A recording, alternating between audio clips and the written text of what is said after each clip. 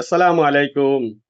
আপনার সন্তান কখন কোথায় কিভাবে স্কুলে যাওয়ার অথবা পরীক্ষা সেন্টারে যাওয়ার নাম করে বাসা থেকে বের হয়, বের হওয়ার পরে সে কি করে এটা আপনার জানা জরুরি।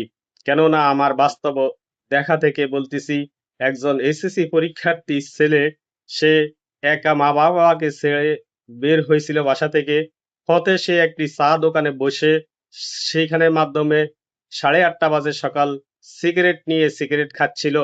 তো আমি প্রশ্ন করলাম, তোমার ড্রেস হলো যে পরীক্ষার, এবং তুমি পরীক্ষা দেওয়ার জন্য প্রস্তুতি নিয়ে বাসা থেকে বের হয়েছো, এখন দেখি তুমি এখানে বসে সিগারেট খাচ্ছ।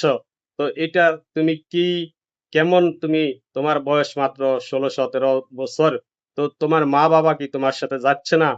ছেলেটি আর কোনো উত্তর না দিয়া ছেলেটি নিচের দিকে তাকাইয়া শুধু সিগারেটে খাচ্ছে। ধন্যবাদ সবাইকে।